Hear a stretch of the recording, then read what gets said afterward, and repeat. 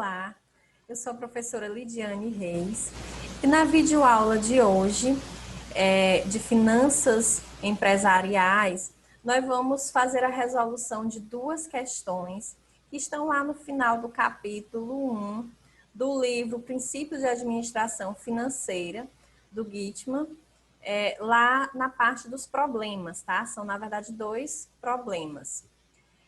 Vamos, então, à nossa primeira questão. Kim Allen, analista de orçamento de capital da Belling Gibbs, foi encarregado de avaliar uma proposta de investimento. O diretor da divisão de produtos automotivos acredita que a substituição dos equipamentos automatizados utilizará benefícios totais de 560 mil a preço de hoje, nos próximos 5 anos. Os equipamentos existentes produzirão aí benefícios de 400 mil também a preço de hoje, no mesmo período. Para a instalação dos equipamentos novos, seria necessário aí um investimento inicial de 220 mil. O diretor da divisão calcula que os equipamentos atuais poderiam ser vendidos por 70 mil. Então, mostre como Kim aplicará a técnica de análise marginal para determinar, primeiro, os benefícios marginais. A letra A está pedindo aí para nós utilizarmos as técnicas de benefícios marginais que nós aprendemos na nossa videoaula anterior, para fazermos aquilo que a questão está pedindo, né? A letra A, ela pede o benefício marginal, que é aquele benefício adicional dos novos equipamentos propostos, né? Então, de acordo com o estudo que foi realizado pelo analista, né, os benefícios futuros desse novo equipamento vão ser aí de 560 mil. E os benefícios, né, dos equipamentos atuais são de 400 mil, ou seja, com os novos equipamentos, a empresa ela vai ter aí um benefício adicional de 160 mil, quer dizer, ela vai ter 160 mil a mais como benefício por conta dos novos equipamentos. Então, respondendo aí a letra A, o valor dos benefícios marginais com a compra desse novo equipamento vai ser aí de 160 mil. Letra B, a questão está pedindo o custo marginal, ou seja, o custo adicional desses novos equipamentos. Então, o custo do novo equipamento, do novo investimento, ele é de 220 mil. Mas a empresa consegue vender aí os equipamentos antigos, né, os equipamentos atuais, com lucro aí de 70 mil. Então, ele tem como obter aí essa receita de 70 mil. Então, qual vai ser o custo que a empresa vai ter com a compra desse novo equipamento?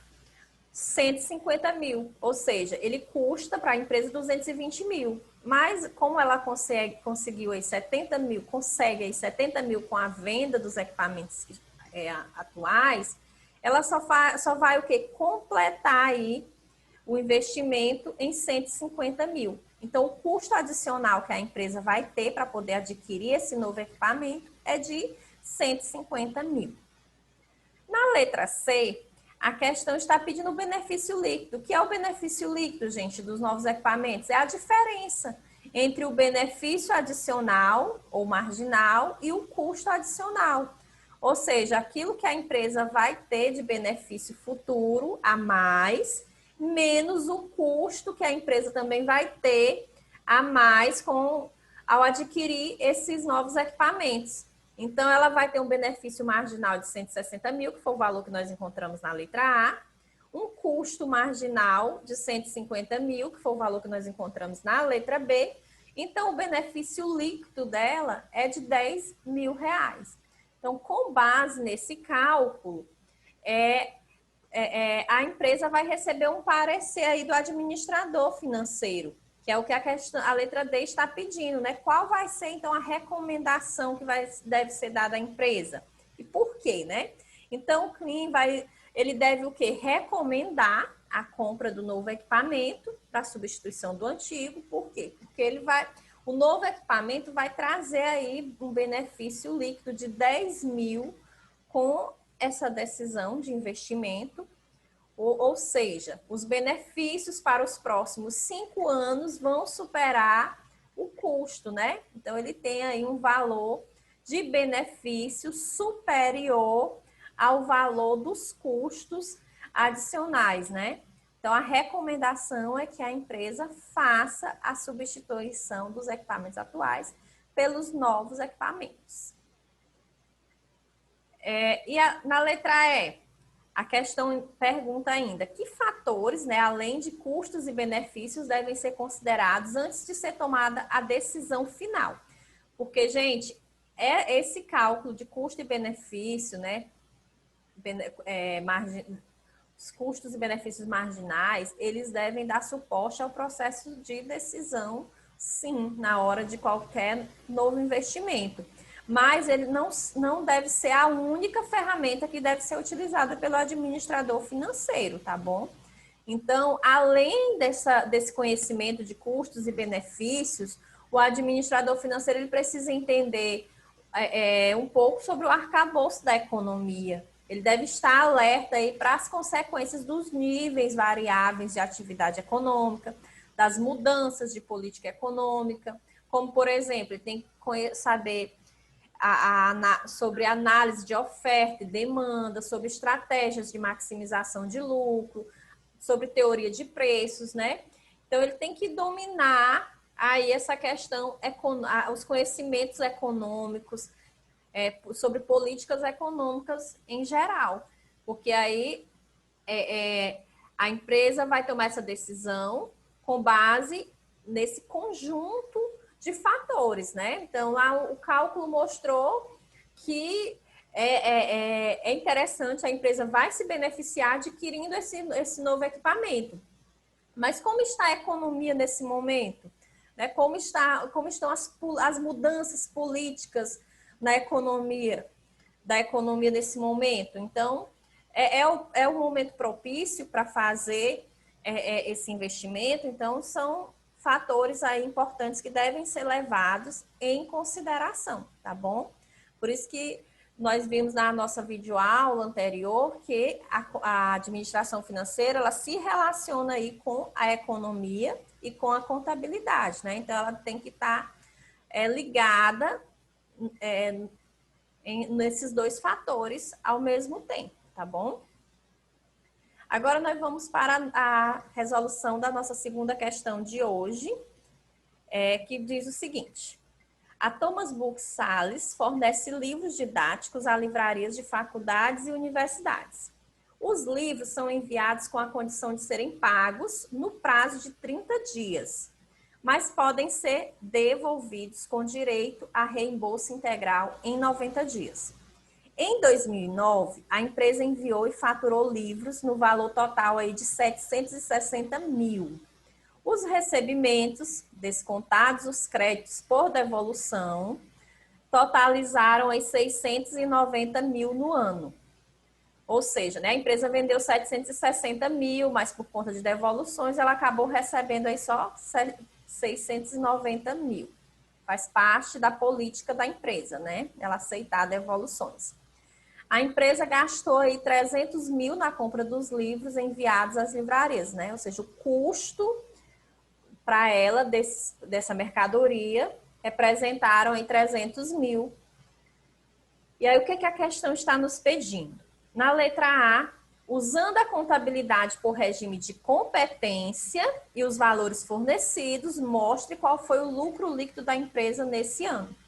Ou seja, o regime de competência que nós utilizamos para elaborar a demonstração do resultado do exercício, nós apuramos o lucro, certo? Com base na receita de vendas. Ou seja, independente se essa receita foi à vista ou se ela foi a prazo, né? Se houve o recebimento ou não.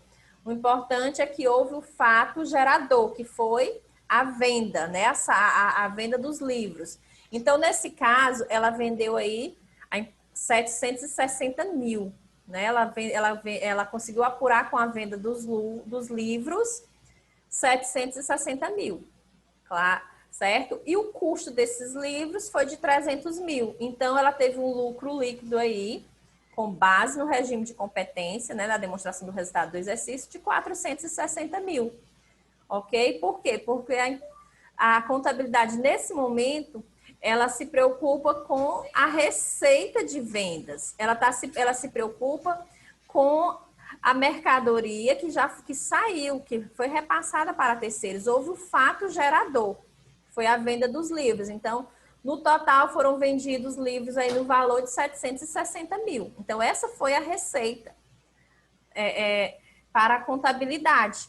E o custo de 300 mil. Então, o lucro líquido de 460 mil, na visão contábil. Na letra B, usando a contabilidade por regime de caixa e os valores precedentes, mostra qual foi o fluxo líquido de caixa da empresa nesse ano. Ou seja, nesse caso aqui, nós já vamos focar na visão financeira, com base aí no fluxo de caixa. Então, qual é a diferença lá da contabilidade? É porque foram vendidos os livros, mas alguns foram devolvidos. Então, o que acontece? Após as devoluções, o que de fato entrou no caixa da empresa foi 690 mil. Então, o regime de caixa, ele vai observar as entradas e saídas do caixa dessa empresa. Então, o que entrou, de fato, foi o valor de 690 mil. Então, no fluxo de caixa, nós vamos registrar 690 mil. E a saída de caixa foi o custo, né, que a empresa teve para adquirir esses livros, né, o valor de custo dela foi de 300 mil. Então, o fluxo líquido de caixa, o lucro de fato, né, que movimentou esse caixa da empresa foi de 390 mil. Na letra C, qual dos dois demonstrativos é mais útil para o administrador financeiro e por quê?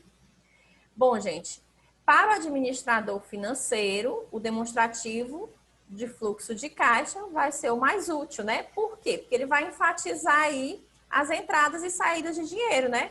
Nós vimos que houve uma receita de vendas aí de 790 mil, porém esse valor não entrou completamente, né, no caixa da empresa, porque houve devoluções. Então, para o administrador financeiro, é mais interessante, é mais útil o fluxo de caixa. Por quê? Porque ele está enfatizando exatamente o valor que entrou no caixa com a venda daqueles livros. E o valor que a empresa gastou com a compra desses livros, porque representaram também aí a saída de dinheiro. Então, o fluxo de caixa ele vai descrever com exatidão a situação da empresa no momento e vai permitir que sejam detectados aí problemas existentes, né? Ou mesmo potenciais. Através do fluxo de caixa, vai ser possível manter a empresa aí solvente, né?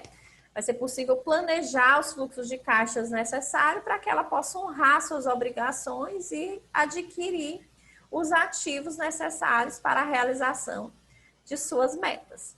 Tá bom, gente? Então, eu espero que vocês tenham gostado, tenham compreendido a resolução dessas duas questões. A primeira tratando aí sobre o custo e o benefício marginal e a segunda sobre a visão contábil e a visão financeira. Então, muito obrigada pela atenção e até a nossa próxima videoaula.